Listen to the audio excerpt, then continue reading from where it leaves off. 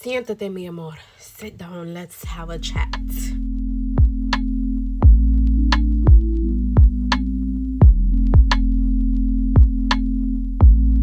It came to my attention that the girls is looking for the most poppin', I should say, red lip tutorial.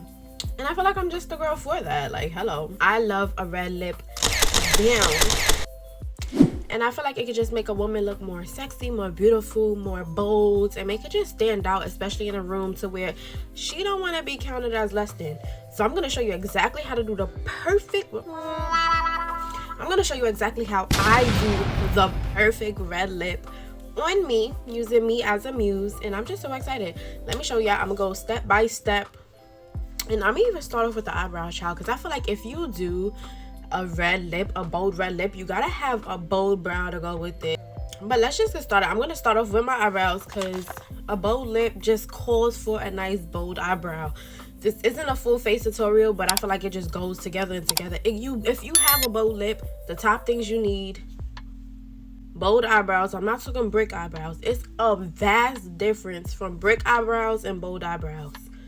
You're not doing brick, baby. We doing bold. Bold eyebrows, good lashes, a bold lip, nothing else. Not too much contour, definitely not too much blush. It's the lip gotta be the one that's doing all the talking. Like, all right, let's get it. I'm gonna do a nice, I'm just gonna fill in my brows. Should I bring y'all a little closer? Come closer.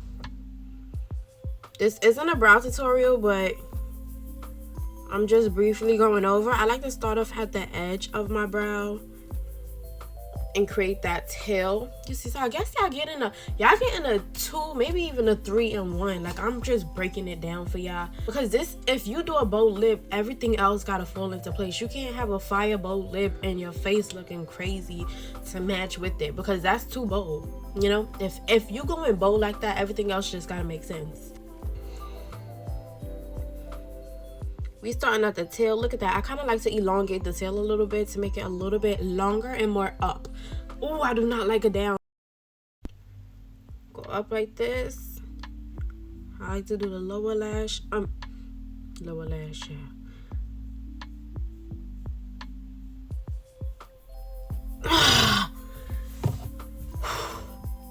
Then you breathe.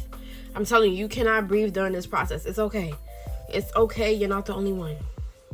You just suck it in, hold, and paint.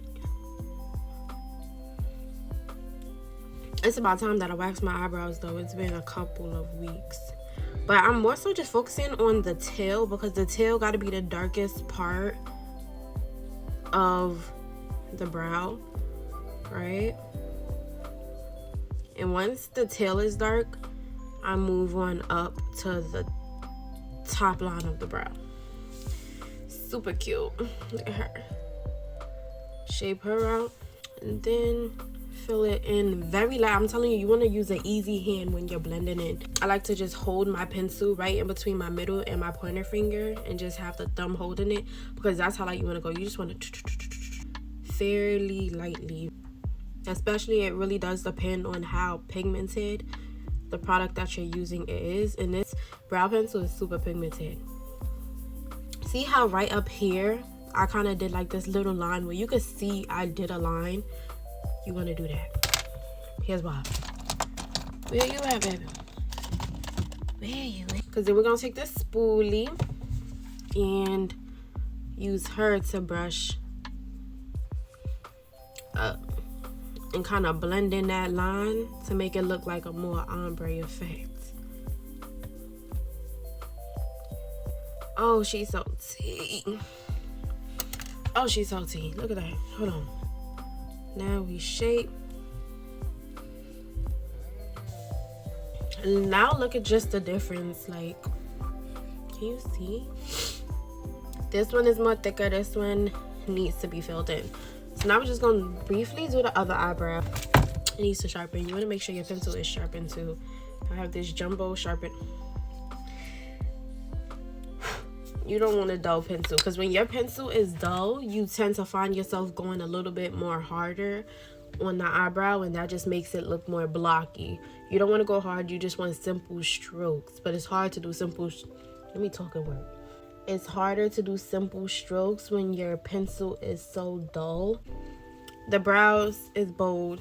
Now we move on to the lips. With the lip, a lot of people like to kind of like dry out the lip, and they'll put concealer on top of it, and that's why you tend to see a lot of people start the base of their lip color with plain white lips. I don't know how I feel about that. I just like to absorb the excess oil. Personally, when it comes to my lip care, I just like to do some sprays of clove water, because cloves, here's the benefits of cloves.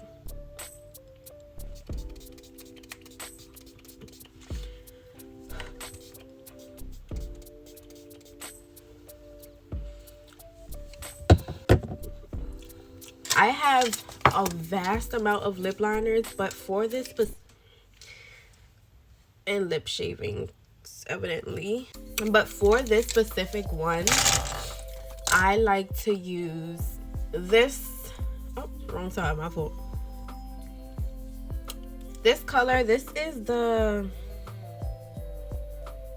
what is this? I'll put it on the screen because I genuinely don't know, but I do know it's in the shade 90. And when it comes to the lips, you don't want to just do it one solid color. Like, you always want it to kind of blend and fade out, right? You don't want the whole lip to just be one red bold block. I'll take this lip shade. Here's how it looks. Let me show you.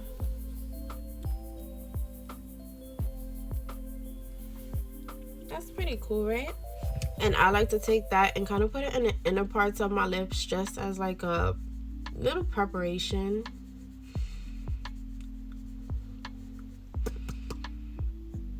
Now we're gonna work on the outside of the lips. We're gonna line it, and I like to do a more darker color for lining the lips. I don't want it to be black for sure, but I do like it to be dark around for the outline, and then the inside will have that pop of red.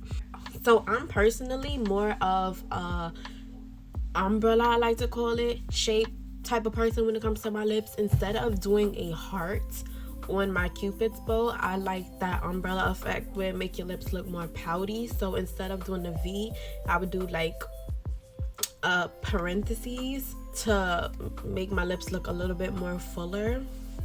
But again, you could just follow the shape of your lips however you choose to, for whatever fits your face. That's just what I noticed really fits mine, and that's what I like to stick to.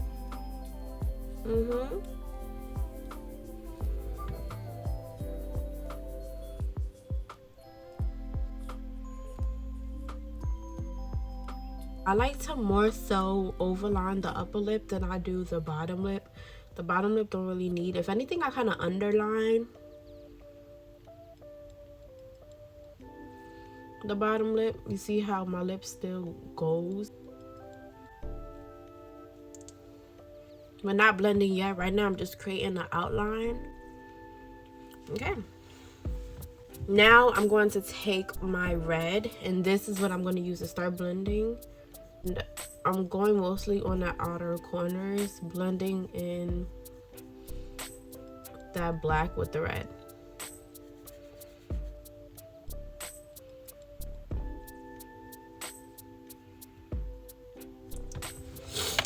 Perfect. And we're almost there. We're not there yet. Now I'm going in with this bright red lipstick from NK Cosmetics, and that I'm just going to put in the inside of my lips to really help brighten up this red.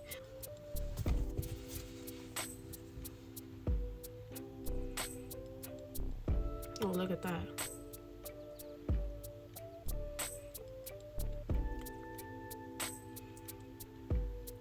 And then you may have to just keep going over it with the black liner for blending purposes.